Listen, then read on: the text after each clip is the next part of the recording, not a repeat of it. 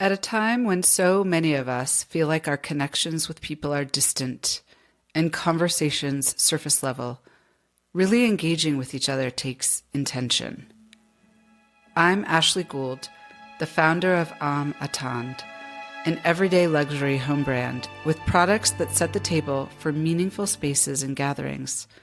Our podcast builds on those spaces through dynamic discussions with open-hearted people, with the goal of sparking conversation around your table. In this series, we explore how designed spaces impact our lived experience and day-to-day life.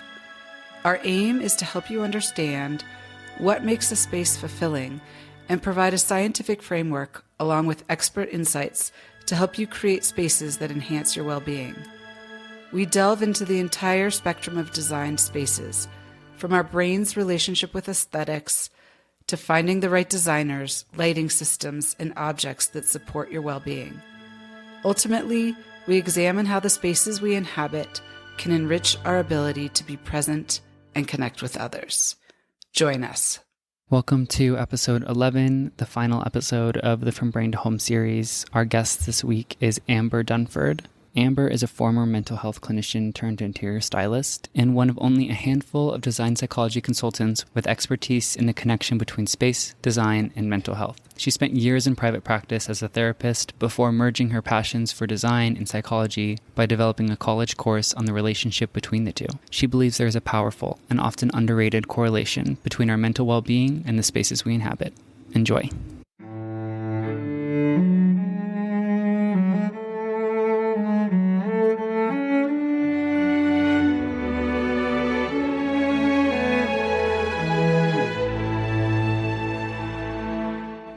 Thank you so much for joining me today. I'm so excited to talk with you for our final episode in our From Brain to Home series. Oh, I'm happy to be here. I didn't know it was the final. Exciting.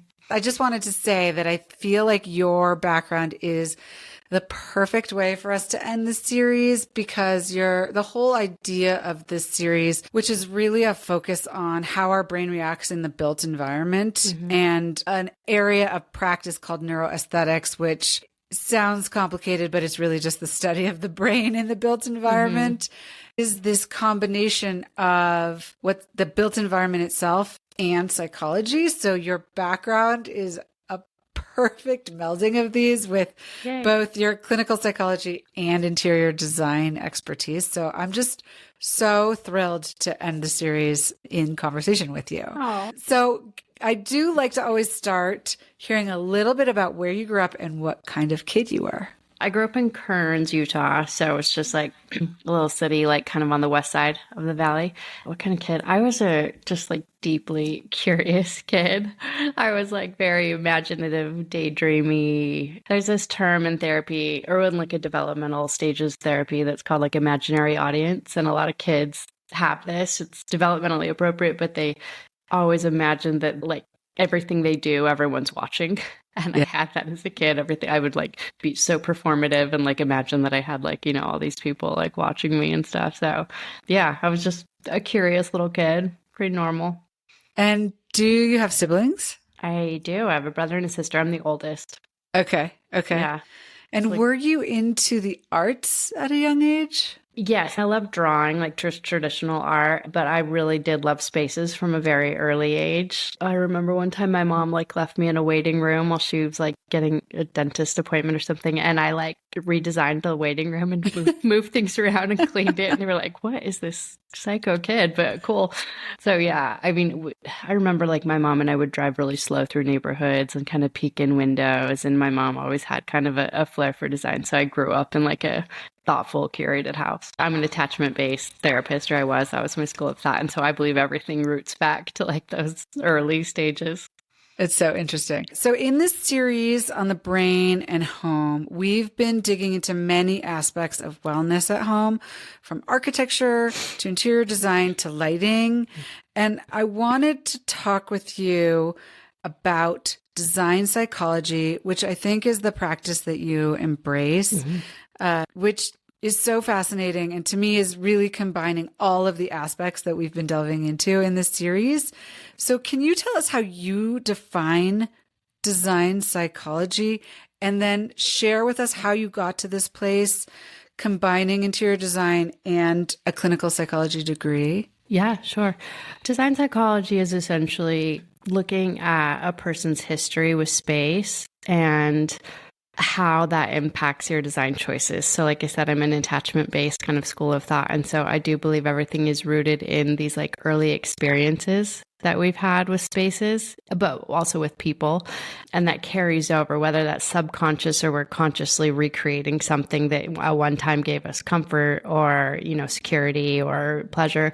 So I do believe that that is a really important thing to like deep dive into is someone's history and kind of looking at poignant things in their life throughout their environment and then pulling those out and doing a design plan, like a treatment plan. Also, we do that in design psychology. So we kind of write a treatment plan for your space, what you need from your space from a mental health perspective. I got into this a long time ago. So it was before it was pretty well known, but I was in graduate school and actually, it was between interior design and graduate school. I stumbled on this article that was sort of loosely mentioned design psychology. And I was like, what? This is fascinating. Like, I need to know everything about this. And this is before Instagram. This is before you could find out really anything about anyone.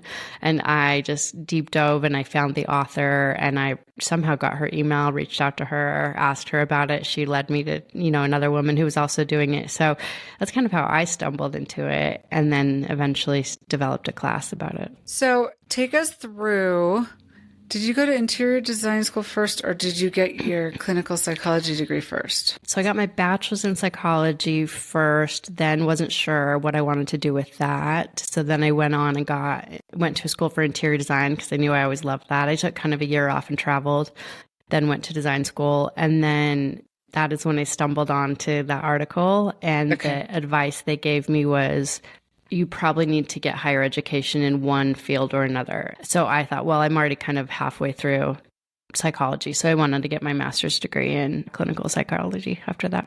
And you did practice? I did, yeah, for a couple of years. Focused on trauma work with kiddos and families. I worked at a great place called the Children's Center. It's like a nonprofit agency. And I was actually a therapeutic preschool teacher there years before. So it was cool to go back as a therapist.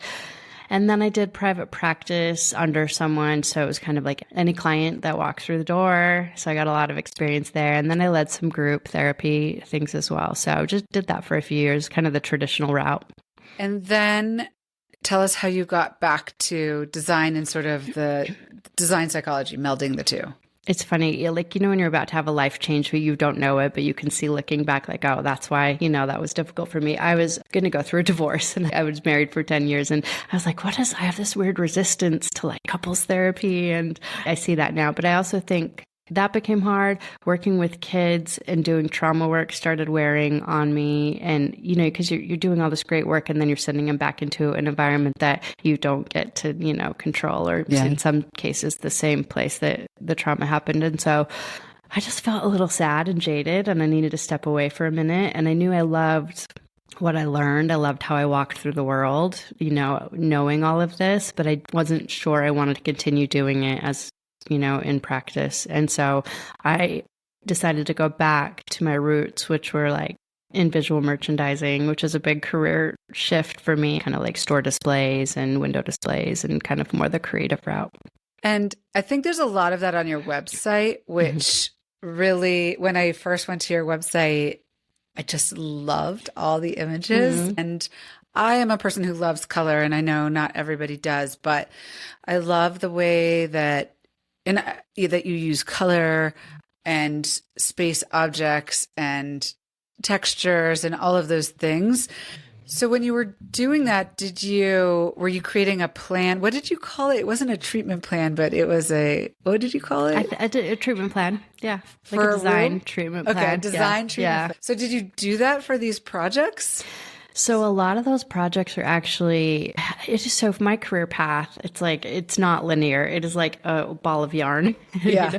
So that is when I was doing art directing and style directing, which is my most recent path. I did that for 8 years. And so a lot of those are sets that I designed for in-studio photography. Yeah. And then I either styled them or I directed a team of stylists to style according to like art direction that I came up with. So Okay. those sets are ones that I had built and did mood boards for, and did mood boards for like the creative, and talked about the trends that were going to be featured in there. So loosely, I was thinking a lot about a lot of like design psychology, but those weren't necessarily like actual clients.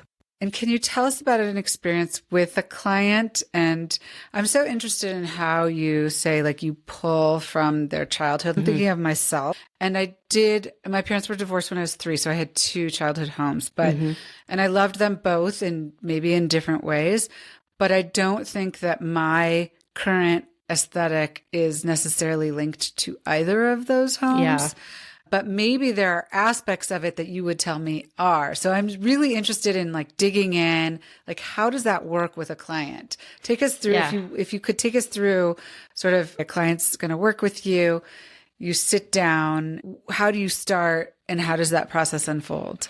I like to start with an environmental timeline. And so you have this timeline of all the places that you've lived, or I even like to include places that they've traveled to that stood out as like, if you went to the same cabin for years as a family vacation or a beach, those can have impactful memories too, or even like relatives' homes that you spent a lot of time in. So I like to know from, birth to current day, what are some of those meaningful environments for you? And then I would just ask for a couple like descriptive words that you would use to describe each of those spaces. Is it warm? Was it, airy, cheery? Or in some cases it's a negative. It was like, no, it was no natural light. Then I like to go through and pull those out and weave them into a treatment plan. It's a form of reflective listening in a sense that you are using the client's own words and reflecting it back to them in their treatment plan of, here is what I'm hearing were these very important spaces for you and the things you liked from them. I've pulled those out and woven them into a narrative now that we can use as our roadmap to create a space for you. So for some people, it's like the beach was a very positive, healing place for them. That doesn't mean I'm going to put seashells everywhere and seagull motif. But what it does mean is I'm going to take elements from that and say, like, we are going to use the idea of like the movement of water and use, materials that feel reflective, or sand. And we're going to maybe do a wall treatment in plaster that evokes that movement of sand. It's kind of taking what was important to them and then reinterpreting it through design, but not like literal. So it's a written document. That's how it starts. It's a session as well. So I'll sit with people and I like to give them the timeline ahead of time so they have a minute to think through, and then I review it and then we talk about that in session. Then I have a list of questions I like to go through as well. A lot of times if they've done their like a personality test, I will ask, if they know they're introvert, extrovert, or their Myers-Briggs, because I think it's helpful. We all sort of express our introversion or extroversion in different ways. And so I like to know that. And it's just like, I model it loosely after a therapy session where we're just chatting and I'm taking down notes and making observations and hearing, some underlying things. And then I come back to them with a mood board, a treatment plan, and a list of ideas. I don't source things necessarily. So I'm not like, here's the sofa you should use. But I'm like, if we're doing a living room, for example, if they want to plan for a living room, I'm like, you should probably look for this kind of materials or this shape, or this will lend itself well to what we've talked about. Okay. So you're not actually sourcing the furniture, but sometimes might you, or? I do. I have some select clients where if they want to kind of layer in that extra time, then I will source for them. It's sort of 2 different stages. It's like, if you feel confident and you can walk away with just, the treatment plan, the mood boards, the list of, kind of a hit list of things to go tackle on your own, a lot of people will just run with that. But some people kind of want the extra nudge. And so I will source at that point. And then have you gone back? So let's say somebody just wants the treatment plan and the mood boards, and then they go off on their merry way. Have you circled back with any of those clients to get feedback on how they feel in their reimagined space? I should do that from a more like clinical perspective and really start to like gather data. I've been teaching for so long, but I really only started implementing this as a practice a couple of years ago. And so a lot of times it's just, that was so helpful, thank you, or oh, I feel so much better. But like, I really should start gathering a little more scientific data about how they're now performing in their space. I mean, I think it would be so interesting. So one of the things that we talked about with Professor Chatterjee, who has a whole center at UPenn on neuroaesthetics, was what's coming in the future. So there's going to be a world where you can work with clients and put on like virtual reality glasses, and then you can measure their heart rate and like different biological metrics to try to understand how they're reacting to different spaces, whether it's color or texture. I think that's so fascinating and should be revolutionary. At the end of my conversation with Professor Chatterjee, I said, is there one thing you would like people to take away? And he said, I really would like people to understand this is not frivolous. It's not just about the aesthetics of how your space looks. It's about how you feel, your well-being, how you perform in a particular space. So whether it's work or home or places we visit, like the DMV or airports, they all have an impact on us, whether or not we're sort of totally plugged into that. So I think measuring scientifically is going to make people realize more that this is not frivolous and that this is really fundamental to our well-being. And our home is the space we spend so much time. So I feel like it's the space people should be focused on the most. I couldn't agree more, especially about where it's heading. I think it's out there a lot more now, and I think it's becoming part of the narrative of design. And I do see it. I think neuroaesthetics is taking it from a soft science to more of a hard science. And that is a very cool evolution that we're seeing. And I'm working mostly with like individuals, but I think this could be very helpful for like groups of people, users of a space, like in commercial as well. Yeah, absolutely. I mean, I had a conversation with a fascinating woman named Yvonne Jukes who does prison redesigns.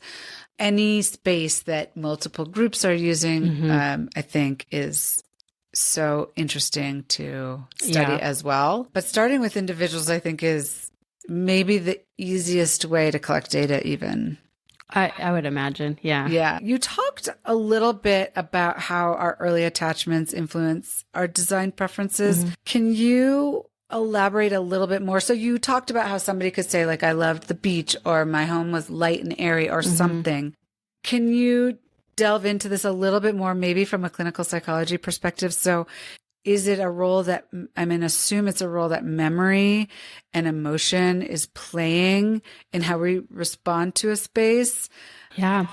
So from an attachment perspective, we have these very formative years, which are ages 0 to 5. And they say this is how it sets the blueprint for how you're going to then move forward and attach to other people or separate from other people. Ideally, we all had, a healthy childhood where we had present caregivers who attended to our needs, who comforted us when we were hurt or sick, and that forms a healthy attachment. And in design psychology, at least my school of thought, is that our spaces also contribute to that healthy attachment. And so, was our space predictable? Was it comforting when we came home? Was it consistent? Did we, what memories did that evoke for us? Because you're in this space, and for some people, even if they grew up in like chaotic home, they still had their one area of respite that they could retreat to, or that they could count on as comforting or reliable for them. And so working with that, even if they didn't grow up in an ideal setting, can be really powerful. And it also gives you bookends to know what to avoid, what to lean into, and all of that in between. For some people, it was the school library. They found comfort there. For some people, their only safe place was their bedroom. But for others, it was a home filled with warmth and memories that we can now evoke. Today, I spent a lot of time in my grandparents' house, and there was a lot of those 70s materials and velvets and wall hangings and a lot of exposed wood. And so for me, I link me liking that today to a lot of those memories that I have that got coded in my brain to that time in my life. Well, it's interesting. Like, my dad had a Bauhaus chair And I don't know, for people listening, it's like metal with leather and there are spaces in between it. And I would always like fall through the spaces. But I remember it as like a very positive thing, but it made like such an impact on my memory because he wrote music and would sing music with a guitar. So we would be like sitting in the living room and he would be playing music and I'd be falling through the chair. Cute. That's a cute image, actually. And I mean, that aesthetic I still really love. I'm just trying to think about how you take a feeling from a space and potentially the aesthetics of the space, like your grandparents' 70s aesthetic. And like in your house, do you have any of that? Or is it just a layering of more of a feeling that you've brought into your home? I wouldn't say you'd walk into my home and say it feels like a 70s time capsule or anything, but I would say that the materials, so I use a lot of like wood and stone, and the shapes feel like structural, like they did, you know, in that time, and a ton of like hints from nature. I think that was a time when there was a lot of like nature-based pieces. And so, and I spent a lot of time outside as a kiddo. I would say some of my fondest memories were like hopping on my bike and riding too far away. For me, like, bringing in nature elements from the past and kind of marrying those with the scenery I grew up in. I feel like that's how I interpret it for myself. I grew up in some places where like my grandparents' home had like loft bedrooms and there were these cool elevated ceiling heights. And I appreciate that today. I feel warm and at peace in spaces that do have these architectural details where the ceiling kind of, you know, it's lower and then it expands as you walk through a space. And so for me, I can point out things where I am like, yeah, that tracks. Yeah. Well, it's also interesting because Professor Chatterjee and then also Michael and Gage Upwell, who are architects, both talked about biophilic design, just basically like bringing nature in. And Professor Chatterjee said that biophilic design is one of the things that keeps coming up in their research that supports people's well-being in their physical space. So whether it's actual plants like you have behind you or even the color of your wall, which is to me like a very nature, like I feel like I'm like in the trees, or it's lighting, or it could be like the tile you choose has a pattern that you see repeated in nature. I mean, so many designs actually come from nature. Yeah. And all of that subconsciously for most of us makes us feel good. It does. And we heal faster. I mean, there's so much data that says like we physically heal faster from pain. We resolve arguments quicker. We're more creative in nature-based spaces. So one of the stories that Professor Chatterjee shared, not really a story, but just telling us about a project that's ongoing, is working in a treatment center. And they've created a room. I can't remember what they call the room, but they put like the ceiling is all blue and there's a lot of biophilic design in the room, and they're starting to collect data. So I think it will take some time, but he said it was fascinating that there was no sign in the room that said, take off your shoes, but everybody takes off their shoes when they enter the room. Oh, interesting. And they end up spending like at least a half an hour there. And it's open both to staff as well as residents at the treatment center. So I think that that's going to be so interesting to collect that data. And I also think personally about hospitals, because I feel like there's so much room for improvement in the hospital setting. Yeah. To support healing and wellness. Yeah. An ideal hospital room would probably, or a facility would be like a U-shaped hospital where all the windows from each space look out into a green, courtyard. And you can turn the beds around and they can have these views of nature. But yeah, we require less pain meds. We discharge from hospitals quicker when we have views to nature. I mean, it's just crazy. And Yvonne Jukes talked about when prisoners can see green spaces, they also do better. I believe that. I just did a little packet for the Other Side Academy. They're building these really cool tiny homes for people who've gone through their program. One of the criteria is being chronically homeless. And they put them through this program and help them get housing at the end of it, which is really great. But I toured the tiny homes and made a little like trauma-informed design packet for them. And nature was a really big one of like, they're like orienting windows to some view of nature, having a community garden, having some area inside and outside the home that they can plant something and care for it and help it, nurture it. There's something else that you talked about in an article that you were in, scent in home design. Yeah. How do you approach scent as a design element? Do you intentionally assign scents to different spaces? How do you assess somebody's sensory profile? I'm just interested in the whole area. I have used it more so in bigger setting, well, not bigger settings, but less so with like individual clients. I mean, I teach a lot about it. The best combination is like a calm body and an alert brain. And so to get that, you need like something like a lavender paired with a citrus. And so you have like this, it's good for kids when they go to school. So there's this great kind of combination. I used it a lot when I did a home staging. I think it can be great for branding. If you think about like retail or hotel spaces, a lot of them like having this like signature scent as you walk in. So you have like, Anthropologie has their volcano candle, or you walk into certain hotels and they've branded their scent, and some of them even have their own candles that, because if you have a good experience there, you want to bring that home in some way in scent.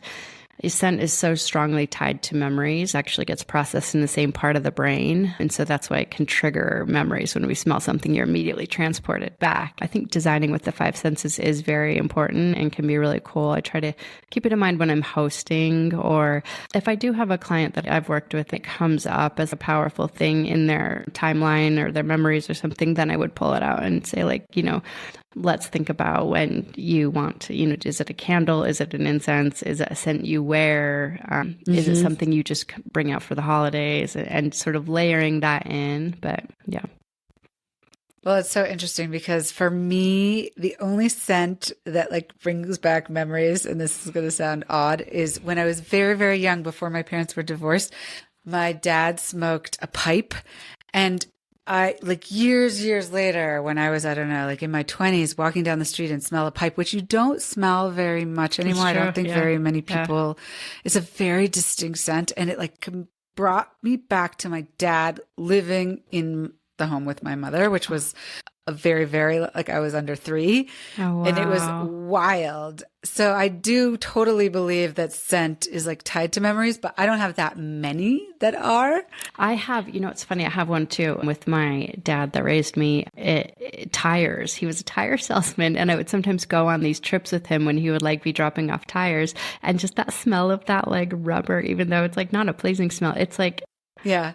I'm not sure we're going to have pipe or tire candles. Yeah, let's maybe, or we do. And you and I are just like very innovative somehow. Okay, let's see. When you were working as a clinical psychologist, can you tell us, like, was the space that you were physically using important to you? Did you change it for different clients? Can you talk a little bit about that? Yeah, lighting is one that like immediately comes to mind when you ask that. The first thing I would do when I would go into a new office space was kill the overhead lights, because they were usually like that blue fluorescent light, and bring in lamp lighting. And I remember one distinct time I did this. I had been working at this agency for a little while. After a couple of weeks, I just, did a weekend there and revamped everything, brought in some plants, brought in some low lighting, and it changed the quality of my sessions immediately. You may know this already, but we tend to self-disclose more under like warm lighting sources. So, there's something to like candlelight dinners when we linger or tell more about ourselves. And so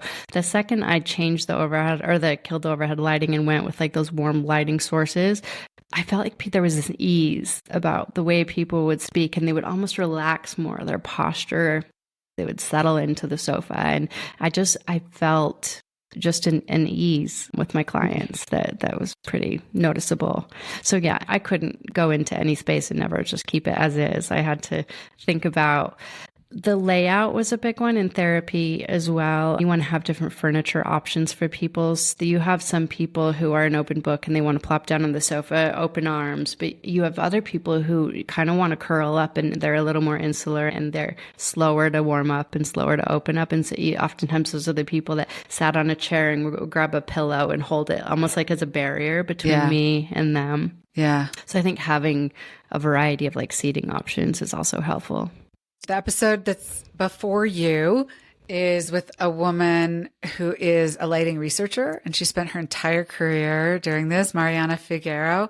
And she talks a lot about, well, for her, it's sort of also time of day to kill the overhead lights and use the lamps. I think this is like a super interesting, like, scenario where you would want it, during the day. And anyway, it's so fascinating. She even thinks that the lighting that you have when you're doing treatment for, say, like cancer can affect outcomes, which is an area that needs a lot more research. And, she's done research on lighting for people who work at night and how to help them and optimize for them. Oh, and that's interesting. it's super, super interesting. So lighting is clearly important, and it's really interesting to hear how that affected your sessions. Oh, it is one of my biggest, takeaways of, like, if you can focus on something, focus on lighting. And I don't think we pay enough attention to having uniform lighting. I just stayed in an Airbnb, and they had like one cool bulb and one warm bulb in the same set. I was like, I need to run to the store because I have to immediately change this lighting. But we should have lighting that replicates the lighting we found in nature. So like a warm light, like a 2700 Kelvin or above, is like ideal lighting. And also we love that dappled lighting that you find in nature. It's like that really pretty lighting that breaks through the trees on a sunny day. And so if you can replicate these two things in your home, it's a win-win. Yeah. Amazing. Okay. So you are very attuned to your environments. You went to an Airbnb. You had to literally go to the store to change one of the light bulbs. I think most people are not at that level. And I've talked with a number of guests. The fact is that our environment affects us all. Some of us might be more in tune with it and sort of like tweak it to help us more readily. But what is your thoughts on the emotional or psychological responses most people subconsciously are experiencing in their environment and how that sort of comes out? I would say the thing that stands out the most is probably living in like a cluttered environment, almost like replicating some form of chaos. Even chaos can feel comforting if that's what you grew up in and you're comfortable with it. But I would say it's sort of this like maladaptive comfort seeking strategy that you're just replicating what you knew. But I think people undervalue how crucial like living in cluttered spaces are to our psyche. We scan cluttered environments a lot more than we do like curated, even if it's just curated clutter. It's sort of this like survival skill we don't need anymore when you had to sort of look out on the forest or the savannah or whatever and assess for danger. And when we're in cluttered spaces, we tend to do that more because it is, we check things out to make sure a stack of papers hasn't fallen over, a group of cords doesn't need our attention, or if something has fallen. So it's a lot of undue mental exhaustion when we live in cluttered spaces. And it's also this constant reminder of something you need to get to, or something that needs your attention or to be organized. So I would say coming up with ways to curate your clutter, whether it's toys, books, or papers, it's exhausting living in that. For some people, it's like too many layered prints look like clutter. If you've got, there's a big maximalist trend right now, so people are probably going to hate me leading into that trend, but I think there's a way to do it that also doesn't feel so overwhelming to the senses. Yeah, for sure. Well, I had a conversation with organizers that I've worked with in Park City who are amazing. And we talked then, and then I just actually read the Swedish death cleaning book, and I'm going to forget exactly what it's called.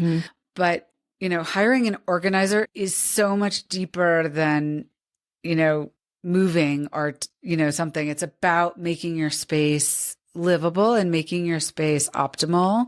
Yeah. And a lot of it is exactly what you're talking about. Like, things have their place, where they are. There's not clutter that, and that actually takes work. And at least for me, I'm not gifted at that. So it's super helpful to have somebody help me with that, especially people who do it all the time and they just kind of can see a space and know how to organize it. Yeah. Great. So true. I mean, it regulates our nervous system when things have a place, even with kids, if they have a place that they, if they're just not left with like a wild room of toys everywhere and you're like, you need to clean this up. Like, imagine how overwhelming that feels. Like, things need a bin, things need a place in the closet. So we can put all that anxiety down and self-regulate when we don't have to think about that.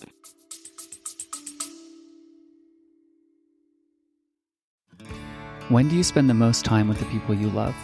For us, it's at home, around the dinner table with family, or sipping cocktails in the living room with friends. So why not make that time even more meaningful by imbuing your gatherings with pieces that not only make connecting easier, but spark conversation around your table? Amaton's collection of small batch, artisan, quality-made pieces for tabletop and home are not only made for simple serving, they're works of art designed for daily use.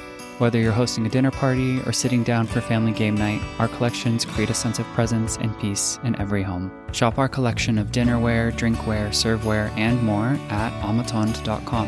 That's AMEATENDRE.com. Gather by design. Last year I did a series on death and dying, and it was so helpful to me personally. Like, I think we just don't talk about the end of life nearly enough. And this whole concept of Swedish death cleaning is, as you can start it at any age, but particularly as you get a bit older, you start to give away the things that you love and in homes that you want for them. And also, one of the primary goals is also to make things easier for the people that you leave behind. Yeah. So there are many, many things that we love that nobody else will love. They mean something to us, but they're not going to mean something to our children, to family or friends. And I think that that's such a beautiful tradition as well.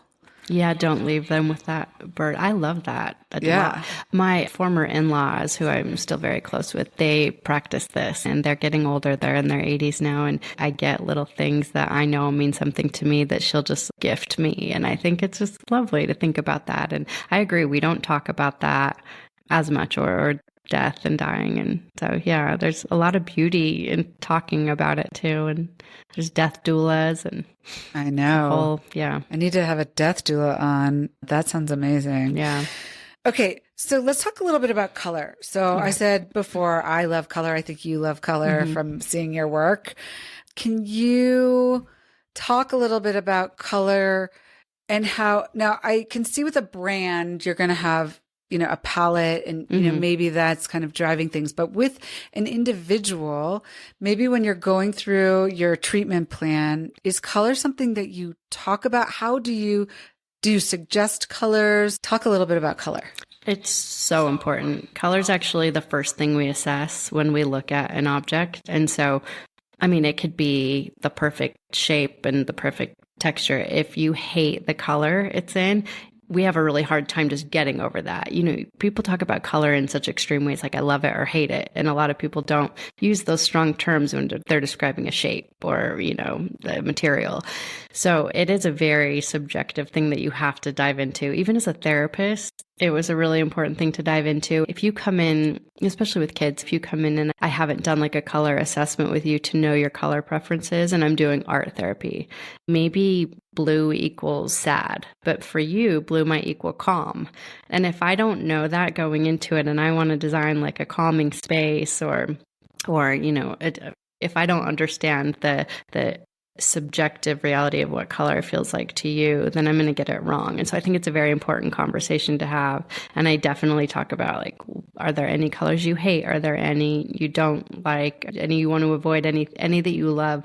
What colors would you say you feel the most like energized around, the most calm around? Where do you know, if you're relaxing, where do you like to be in your home? Talk to me about what's going on in there. So I definitely think it's an important conversation to have. And there's also some design psychology techniques that you can use to create an energy or a vibe within a space. So if you want a more energizing space, you would go with a contrasting color palette. So colors opposite on the color wheel, those tend to evoke a lot more high energy. So those would be great for maybe an office space or a gym or, you know, a playroom. Whereas if the goal is to create a calming, relaxing space, you want to go with like a more monochromatic color palette. When you don't have those big jumps from color to color, it tends to be a more soothing space to be in.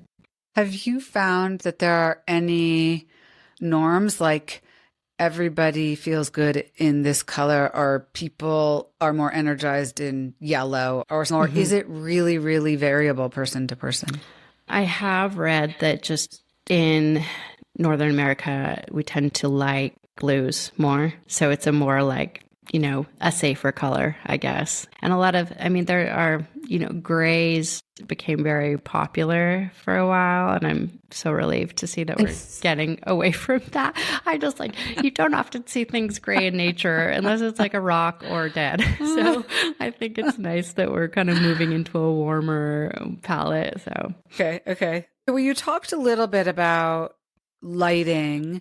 Are there any other sort of practical tips for people looking to redesign their spaces to enhance their mental health? Lighting is such a big one that I definitely think about. And I think like your former guest talked about having different, probably layered lighting schemes. Yeah. So you can adjust that for times of day based on what the sun is doing and what your mood is.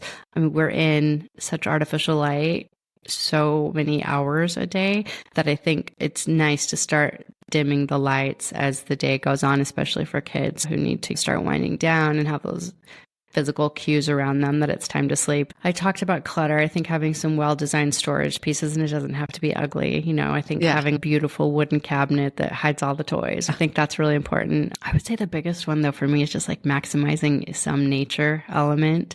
And that can be literal if you're lucky enough to have gorgeous views to nature, just maximizing your layouts to reflect that, or using mirrors to reflect that if you're in a small space with not a lot of natural light or windows. And then it can even be as simple as bringing in organic elements, things that don't feel like they were produced in a factory, things that have a raw edge, or they don't have a finish on them. They're just left to patina however they're going to. And kind of that embracing imperfections, that wabi-sabi idea of just, everything is perfect as it is. And if it has a chip in it, so be it. Or if, you found it outside, bring it inside. And I have birds' nests in my house. I have rocks my son brings in and we just put it on display. So what about the opposite? Are there common design mistakes people make that can negatively impact their well-being?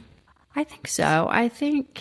And this is where it's hard, because I do believe that having a guide, I believe you're your own expert to some degree, but then I also think if you're just not sure where to start, that's where I think the guide of having a designer help you pull that out is really important. But I do think a lot of people they lose their personality in their design, and they're trying to fit what they think is this feels designed, it's almost staged in a way. Yeah.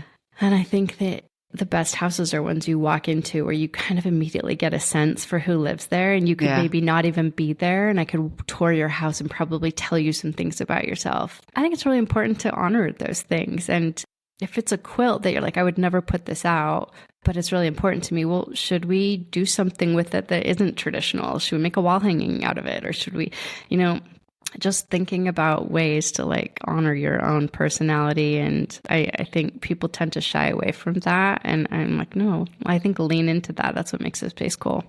I so agree with that. And I think people get into, you were talking about maximalism. It's then it'll go to minimalism, and it'll go following the style is going to change, but it should matter what feels good to you. I agree. I get asked to write a lot about different trends, and oftentimes it's mostly design psychology based, but a lot of times it's this is trending. What do you think about it? And there's only a few things that have really held the test of time, and it is nature, lighting, doing what makes you feel good in your space. And aside from that, it's going to be a new paint color every year, every month. And so I think holding on too tightly to those things isn't helpful.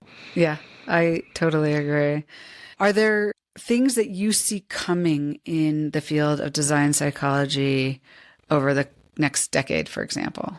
You've been able to do a whole series on this to some degree. So that tells you it's pretty mainstream enough that you've got enough experts and an audience for that, which I think is really cool. I do think it's out there a lot more. I think with that, there maybe is a bit of a danger in people delving into areas where they're not experts in, and everyone, people commandeer different terms, and when it gets popular, if you're going to try to do a session, design psychology based session with a client, I do think you at least need some background in psychology to do no harm.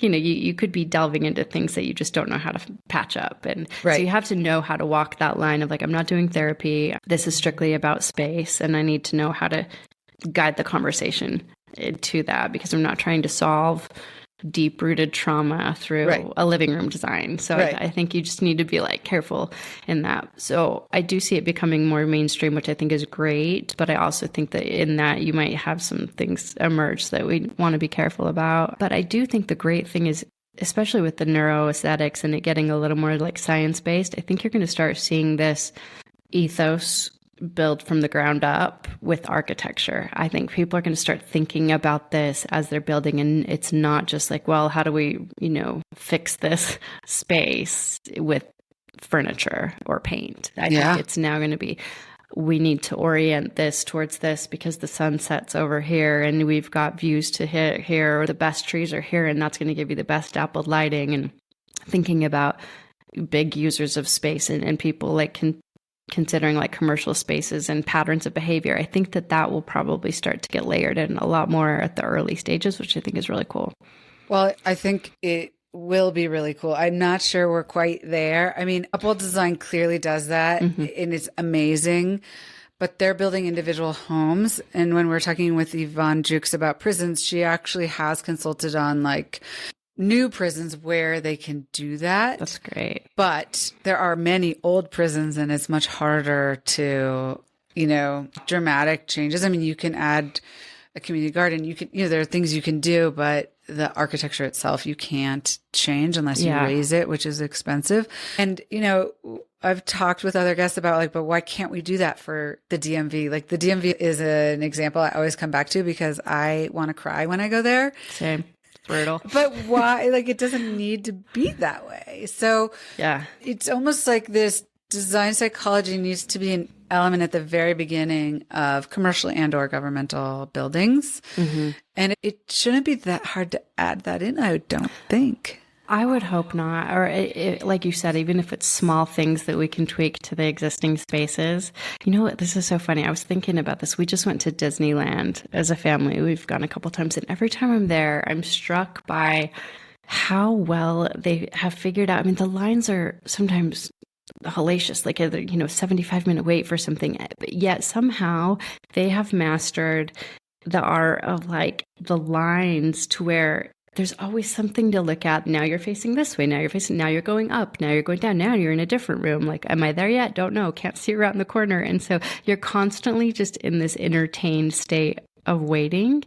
And I'm like, they have got this down. There's neat trees everywhere and sights and smells and, there's music playing. And I just think if we could somehow even replicate that for the DMV, for example, like if you didn't have to walk into a giant sea of people and there was maybe like, different waiting rooms, or you could just something different than just you can see how many people you're up against, and watching the ticker, like it's unbearable. No, it's so interesting, and there's so much to learn. And I think the thing that's exciting is there's so much room for creative solutions in the future. So hopefully as this, it is becoming more mainstream, but it's still not mainstream. And I think, again, we've talked about this before, but I think partially the problem is people view it as a nice to have instead of a need to have. And I think that needs to change. And the data collection, hopefully, and then hopefully publications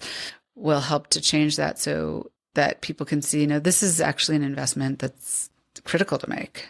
With the rise of smart homes, how do you think technology can be integrated thoughtfully to support mental health? That's such a good question, because seems to be everywhere now. Nothing isn't controlled by your phone. Or I would say it's probably for people that maybe are hardwired for a bit of anxiety, it's probably a way to have a little bit of control back. We tend to our anxiety decreases when we feel like we have some control over our environment.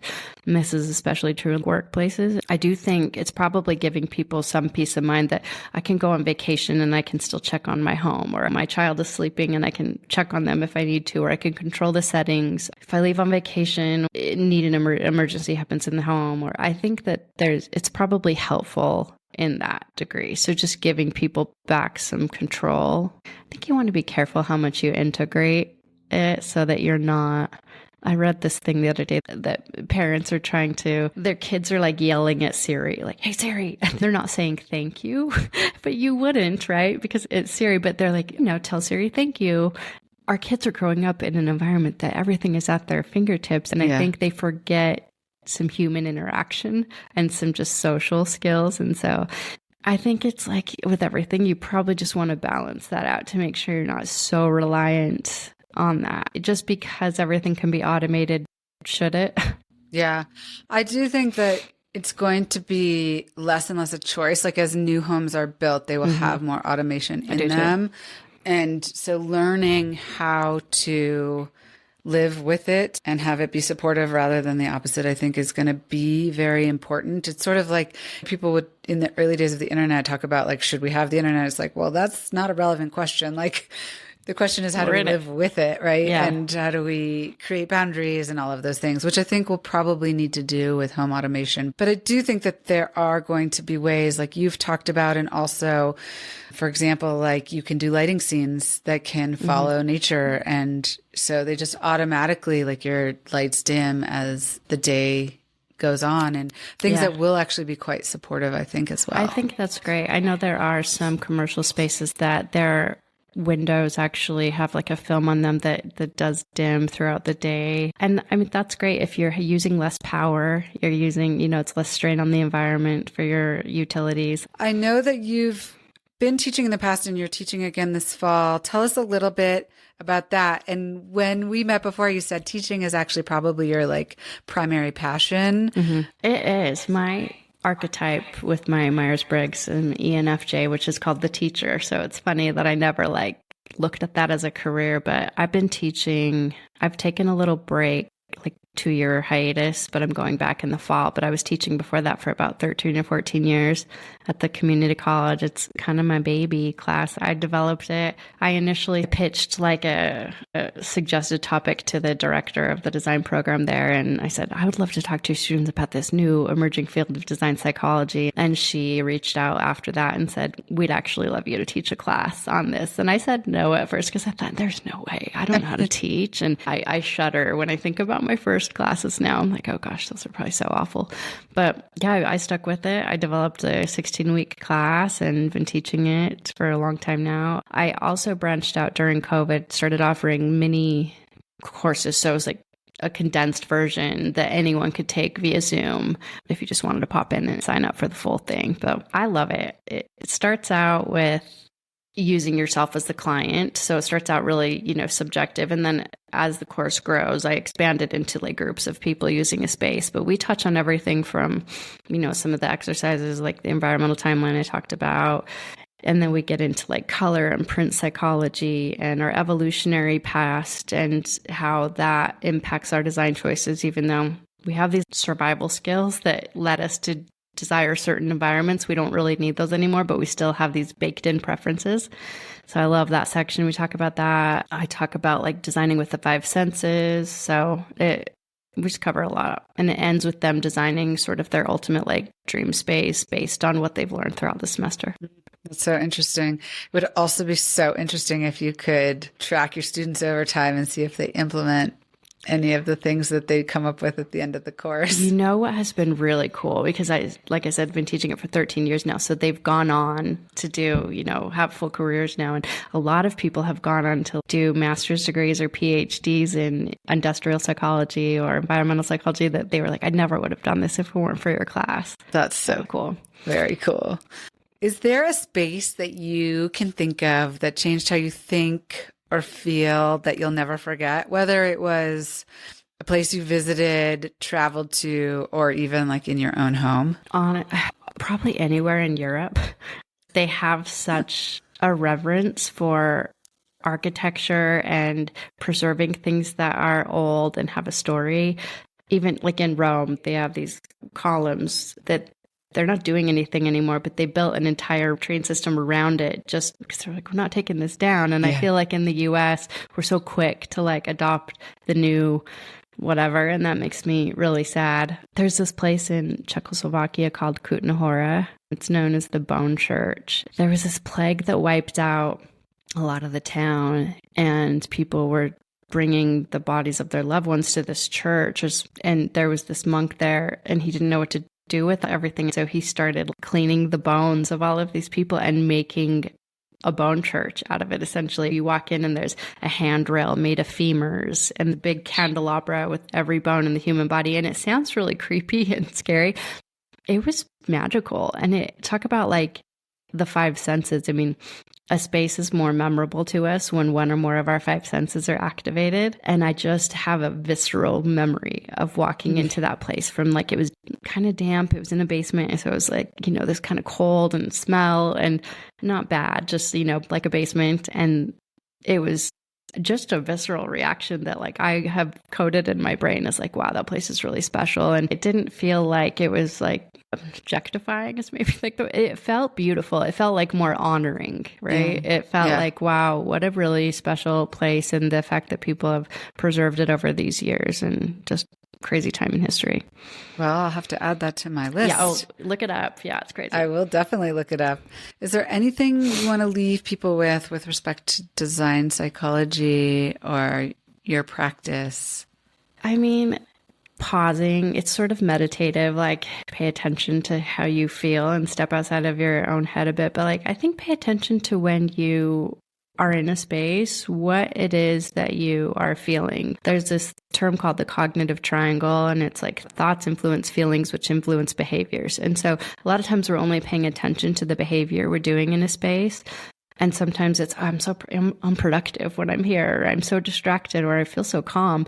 But really, if you can trace that back to like, what do you feel in a space? What was your first thought when you entered? And when you have that knowledge, I think you can do a lot with it. I mean, that's really all therapy is externalizing what's in your head. That's why talk therapy is so powerful, even though you're not leaving them with tangible things. It's just dumping things out and talking through it. And once you know something, it's hard to unknow it. And so I think just stepping backwards and paying attention and taking note of what it is that's happening in that space. And then once you know that, can you then take it and make it into your own or put it in your own home?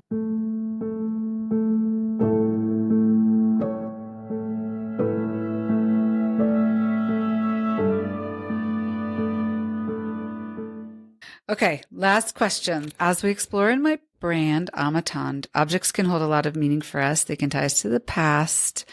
They can enable us to enjoy the present or even take us into the future. Can you share an object from your life, whether you still have it or not, that holds a lot of meaning for you, and tell us why? It's probably just the thing I would grab if I had to leave quickly or flee my house. And it's this Polaroid of my mom and my biological dad, who I've never met him. And it's her and him from the 70s. And they're leaning against her Trans Am. And it's just like the coolest photo. And I guess it's probably like this one thing I have that's this link to that side of my life that I don't know anything about. And so to me, that is pretty precious. Can you share a favorite tradition? It could be something you did growing up, something you do with your family today, food related, anything at all. I'm very close to my in-laws still, or my former in-laws after my divorce, and still great friends with my ex-husband. And they had this really cool tradition that I've now adopted. Every Christmas, they would bring out all of these wind-up toys that they had collected over the years, and we would have these contests. So it was like, who can make it closest to the finish line with whatever wind-up toy they chose, or who's the first to fall off the dining table. And it was just a fun thing that brought everyone together. And she's been handing me down all their wind-up toys. And so now I've done that with my own family and with, my son, or if I'm hosting, I'll do a wind-up toy party or tradition, I guess. And it's been really sweet to kind of carry that on. Are you in a phase in your life where you enjoy entertaining in your home? Why or why not? Oh, I prefer it. It's like my favorite thing to do. I would host all day long. I think I love it because I really care about the mood. I'm not someone, like if someone says to me, oh, just pretend I'm not here. I'm like, that is literally impossible for me. I'm like, are you cold? Are you hungry? Do you need more wine? How's the music? So I really love setting the mood and knowing that like, there's, if you feel good, if you're in a good place, your guests are going to be in a good place. And I love just kind of setting that scene. So I think everything matters, from like the tablescape to the lighting and the music and the smells, and yeah. And do you find, because you're so in tune with all of those elements, that the conversation is deeper? I know I'm more relaxed and I feel at ease. And so I would have to believe that it lends itself to people staying. I mean, I guess as evidence, when we do host, people are here all night. They bring their kids and we have a kid section downstairs. And so, yeah, I definitely think so. And do you have like one or two tips for gatherings in your home to make them either easier or better? I think being somewhat prepped. Nobody wants to come over and someone's frazzled. You want to be greeted and welcome in. What can I get you? I've made a charcuterie board, or I have candles going. Here's a cup. I just think it does take a little bit more effort, but I think it's so worth it because then you can be relaxed and people feel good and they feel taken care of and they feel welcome. Yeah, I talk about how I used to do like more elaborate dinners, and it meant I had to be in the kitchen a lot more and I was not as present. And I've learned over time to really try to prep as much as possible in advance so that I can be present when my guests arrive, which I agree is, it's really just about being together and spending time. Yeah. Do you have one or two top resources? They could be books or websites or podcasts that you can recommend. And it doesn't need to be related to design psychology. It could just be like your favorite book or a book about spaces or design, but it doesn't have to be. Two things kind of come up. Let me start with this one. I listened to this podcast called The Business of Home. Oh, I listened to it too. Wonderful. Okay. Yeah, it's great. I have this brain that, because I was in marketing for so long as an art director, I like the business end of that and understanding the marketing. But then you also get this really cool layer of people in the industry and people talking about what they're doing. And also you get to hear how people are responding to different things happening in the world and how they're adjusting their business to that. I think that's fascinating. So I really like that one. And I love the host's voice. I know that's maybe sound odd, but I think he has such a great voice. I agree. I love listening to him. I'm reading another book called I think it's called The Great Indoors. And I'm really liking that so far. I'm pretty new into that one, but it does talk about a little bit of design psychology, but it's not from the perspective of a design psychologist. She's actually, I think, a reporter. Okay, so it would be anybody would be interested, or I think you don't have to be an expert. Yeah. Okay. No, it's not very heady. It's kind of a fun read. Amazing. Last question. What do you do for yourself? Do you have a practice, a focus, a habit, or daily routine that contributes to your success or just your well-being? One small silly thing I do, I have these angel cards, and they're just these single angel cards that have like just a word on them, like gratitude or humility or fun, and I'll pull one often daily. Okay, that's my guide for the day. That's what I was supposed to know for the day moving through the world. And so I pull a daily angel card, and I have my son pull one too before school. Another thing is, this is probably a little out there, but I talk to my house. I believe homes have energy. I think when you buy or sell a home, it should come with the history of the home. Who lived in there? Did someone build it? I've remodeled a home that was vacant for 25 years. And I just think how sad that house must have felt not having anyone in it. And so we put notes in the walls when we remodeled it. Thank you for thank you for letting me take up space here. Thank you for making me be like a steward of this cool space, especially older homes. And so I talk to the home. I talk to it as we're leaving for vacation. I'm like, bye home, stay safe. And my son's always laughing at me. But yeah, I tidy up at the end of every night, because it makes for such a better start to your morning when you're not waking up to a pile of dishes or things are in order, even if you know that puzzle's going to get dumped out the very next day. It's like, there's just something like nice about like tidying up and then ending your day. I think that there's research on that too. And in the morning too, my husband is actually very, very good at this, and I'm still evolving. But I like that. But I remember when I met my husband, I never made my bed in the morning, and he religiously makes the bed. And now I do too. But I think there's actually research that if you make your bed first thing in the morning, you're more successful in life. I have heard this. But I think the same thing is true about sort of like no dishes in the sink and, kind of getting ready for the next day in a sense. Yeah. But tell me a little bit more about the angel card. I've never heard of that. Is that like a brand, or is it do you make them yourself, or you buy them? You can buy them. I think if you looked up angel cards, you'd probably be able to see. My former mother-in-law, she was very much into like the goddess, traditions and calling on the energies. And so she taught me a lot about tarot and about angel cards. I don't think anything is magic. I just think if you're open to it, the right messages come to you. So yeah. Well, the other thing is, and there's a lot of research on this, like your brain is extremely powerful. So my kids are teenagers now, but I always say to them, like, if You wake up in the morning, you think you're going to have a bad day. You're going to have a bad day. Like your brain is so strong that what you plug in will be, you know? I totally agree. Like my sister was visiting last weekend and she just heard somebody say, if you think you can or you can't, you're right. And it's Yes, so I true. love that. I love that. I tell a version of that to my son because he's like, I can't do this. And I'm like, buddy, what do we say? And he's like, I'm smart and I can do hard things. So Yeah. we try to practice that too. I think it's really powerful. It's extremely powerful. Amber, thank you so much for joining me. It's been so much fun talking with you. I've learned so much in this entire series. And again, it's just been so wonderful to cap the series with this discussion. I have so much to look up, which is always so exciting. And I look forward to seeing what you do in the future. Thank you so much. I'm so glad we got connected. Thanks for listening to an episode of On the Table with Ashley. Subscribing to, rating, and reviewing our show helps us to continue to make quality episodes. So please subscribe, rate, and review wherever you listen to podcasts. On the Table with Ashley is presented by Amatond, an elevated, everyday, luxury home and tableware brand with products designed to cultivate connection. You can learn more about Amatond at amatendre.com or on Instagram at Amatond. By subscribing to our newsletter on the Amatond website, you'll receive updates on new episodes as well as promotions relating to Amatond and Amatond's products. Send us an email at reachoutanytime@amatond.com if you have ideas for guests or series ideas you'd like to pass along. Thanks for listening.